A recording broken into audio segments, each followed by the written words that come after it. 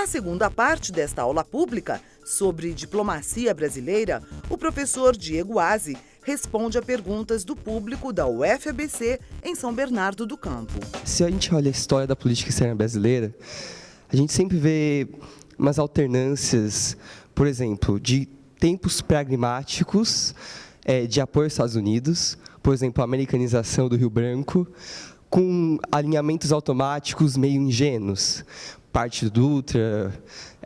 no início da ditadura militar, enfim. Mas esses tempos que a gente teve um alinhamento diplomático, sempre tendendo depois a um retorno de uma busca por nova autonomia. Você acredita que depois desse momento que a gente está tendo aqui um alinhamento meio automático aos Estados Unidos, né, que não está sendo recíproco, você acha que a tendência vai ser um retorno a uma política externa que vise a autonomia do Brasil novamente? O que eu posso te dizer que tem acontecido já no governo Michel Temer é justamente essa situação inesperada de vitória do Trump nos Estados Unidos, Brexit na União Europeia e uma tendência dos países em geral, ou pelo menos daqueles países que, quando assume, Serra coloca como os parceiros tradicionais do Brasil, Estados Unidos, União Europeia e Japão, de se fecharem ainda mais, de terem políticas protecionistas nesse período. Essa mudança no cenário internacional coloca a política externa do governo Temer numa situação um pouco esquizofrênica, porque é uma política que assume criticando fortemente a política anterior de ter sido ideológica, ou de ter sido partidária, ou de ter sido política que não defende os interesses do Brasil, mas defende os interesses de uma facção, como falou o ministro Serra. E agora, essa opção americanista do governo Temer se vê colocada em xeque e mantê-la só pode ser feito a partir de uma opção ideológica também. Porque se o governo Temer, o Itamaraty, sob a gestão do PSDB, buscar defender de fato os interesses da nação brasileira, será obrigado a repetir a política exterior anterior, no sentido da busca pela diversificação de parceiros, no sentido do não alinhamento automático. Então, você já vê no próprio governo, na própria gestão Serra, o ministro Serra, que começa falando que vai fechar embaixadas na África, tá certo? Começa criticando muito a política anterior para o continente africano. Pós-Trump, pós-Brexit, pós-fim do TPP, o próprio Serra, e depois Nunes Ferreira vai confirmar essa visão, enfatizar ainda mais essa visão, começa a falar do continente africano como o mercado emergente mais importante do mundo, a falar que a África não precisa de caridade, precisa de negócios, e aí já está embutida também uma crítica à política de cooperação brasileira do período anterior para com a África, né? E é um governo que se vê obrigado agora também a retomar a prioridade para a China, porque se vocês se lembrarem, na cúpula dos BRICS de Goa, na Índia, o ministro Serra se sai com a seguinte afirmação, de que de todos os países do BRICS, a Índia era o parceiro principal do Brasil, prioritário, né? Vocês sabem que a Índia tem um governo bastante pró-mercado, bastante conservador e que implementa políticas neoliberais similares às que Temer implementa aqui no Brasil. Agora, qualquer um que faça parte dos BRICS e não coloque a China como aliado prioritário, está um pouco perdido na política exterior. E nesse momento em que, no próprio Fórum Econômico Mundial de Davos, Xi Jinping aparece como o novo líder da globalização liberal, por paradoxal que isso possa parecer, por ser o presidente da China, o cenário internacional força que o Itamaraty retome estratégias que eram as estratégias da política globalista ativa e altiva, certo? Porém, com uma certa dificuldade de admitir isso, porque isso atenta contra a própria retórica inicial dessa política externa, que acusava a anterior de ser uma política partidária, ideologizada, etc. Portanto, talvez as condições externas forcem já o próprio governo Temer a buscar uma estratégia que seja bastante similar à estratégia anterior, mas por razões ideológicas,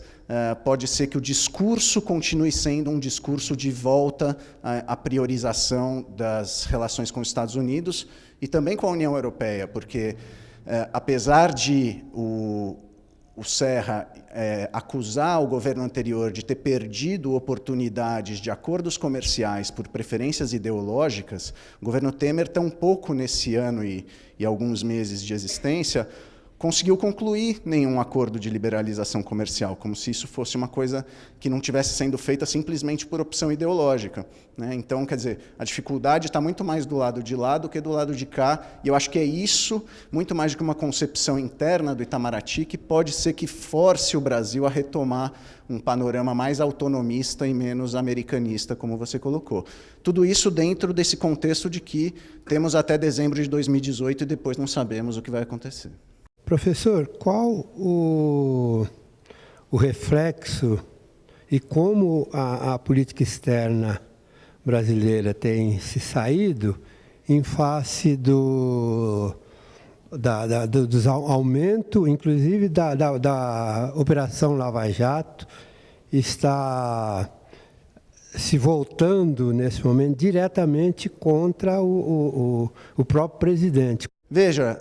a Operação Lava Jato ela está já na raiz da própria chegada de Temer ao poder, né? Acho que os efeitos que a Lava Jato tem sobre a política externa brasileira têm mais a ver com o projeto doméstico brasileiro de inserção internacional do que com a imagem que o Brasil tem no exterior ou a imagem do Temer no exterior. Eu digo isso no sentido de que a Lava Jato está chegando com muita força nas grandes empresas brasileiras, certo? Do setor de construção, do setor de alimentação, setor petroleiro, vai chegar em outras, a gente ainda vai ficar sabendo, enfim. Mas, de qualquer forma,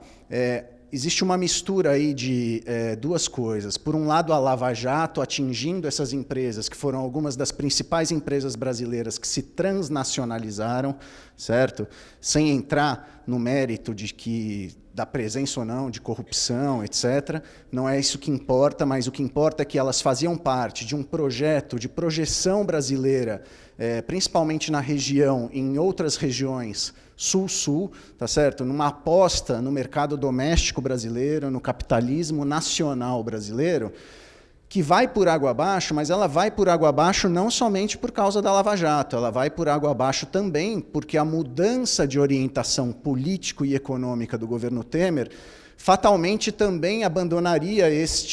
essa estratégia de inserção, esse modelo de visão de desenvolvimento que vinha sendo implantado no Brasil nos últimos 15 anos. Portanto, agora não se trata mais de privilegiar ou de fomentar as campeãs nacionais que vão exportar capital brasileiro para o exterior. Não, agora se trata de abrir a economia brasileira para os investimentos internacionais. E é esse o sentido da adesão brasileira à OCDE, por exemplo. A adesão brasileira à OCDE, longe de ser algo que transmite apenas confiança, que reassegura os mercados do ambiente jurídico de negócios no Brasil, como o discurso que a gente vê nos grandes meios tem propagado, a adesão do Brasil à OCDE é muito mais que isso, é uma decisão de importância super grande para a diplomacia brasileira e que eu acho que estrategicamente vem sendo tratada como se fosse apenas uma questão de dar um sinal positivo para os mercados, mas, resumindo, a adesão à OCDE se casa perfeitamente com essa visão de abertura econômico-comercial que o atual governo brasileiro está levando adiante. Portanto, regiões como a nossa região aqui do ABC, regiões fortemente industrializadas do Brasil, devem estar atentas a este acordo, no qual o Brasil está se candidatando a membro pleno da OCDE, porque existem diversos códigos de liberalização setorial que a OCDE obriga o país membro a aderir e que vai ter consequências, sim, sobre a indústria brasileira. Não apenas sobre as campeãs nacionais que vinham sendo incentivadas pelo BNDES e etc., mas também aqui, por exemplo, no nosso entorno da Universidade Federal do ABC.